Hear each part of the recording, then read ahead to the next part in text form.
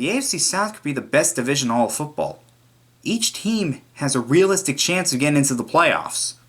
Let's talk about them. Alright, we're going to start off with the Houston Texans and their offensive line. Deshaun Watson was sacked more than any other quarterback last year, and they drafted Tytus Howard in the first round to be their starting left tackle. The problem is, he might not be ready early on.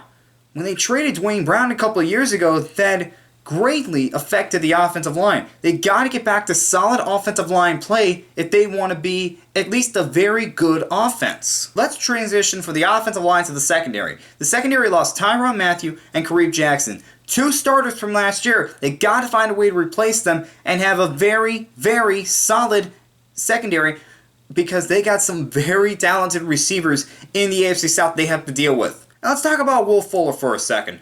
Fuller was a first-round pick a few years ago, and last year he looked like he was having a breakout season, looked like he was showing that he could be the number 2 to DeAndre Hopkins. But then he tears his ACL halfway through the season. Can he come back, be healthy, and still play like the number 2 receiver that he showed that he could be last year? Another pass catcher with questions heading into the season is the Colts' Eric Ebron. Ebron was a top 10 pick for the Lions back in 2014. However, he didn't live up to expectations, so they got rid of him. He ended up in Indianapolis, and he had a breakout season, was a Pro Bowler last year. Can he do that again? Can he show that that was not a fluke, that was him just beginning to scratch the surface of what he's going to become? I got a question for the Colts. How do they build off of last season? They started last year 1-5, and then they won 9 out of their last 10 games to clinch a playoff spot, and then beat Houston on the road in the playoffs. So how do they build off of that to compete for the division title and maybe compete for a Super Bowl appearance? And we know that Andrew Luck in the offense, we know they're going to score points, but can the defense play good enough to where they can be a good group? They have some very good players on that defense. Work well as a team, there's no stopping them. Alright, Jacksonville got rid of Blake Bortles during the offseason, and they bring in Nick Foles. Nick Foles won the Super Bowl MVP a few years ago with the Philadelphia Eagles. Now he's coming to Jacksonville. Can he be good enough to where he's not going to slow the offense down like Blake Bortles did? Can he do just enough to where the Jaguars can get back to the playoffs? And while they got Nick Foles, this team is still going to be known for its defense. Last year they were a top 5 defense, and that was considered a step back from what they were the previous year, which was the best defense in the league. So can this defense still be one of the best in the league and be the identity of the Jaguars? With the pieces that they still have, I say they will. And finally, let's talk about Leonard Fournette.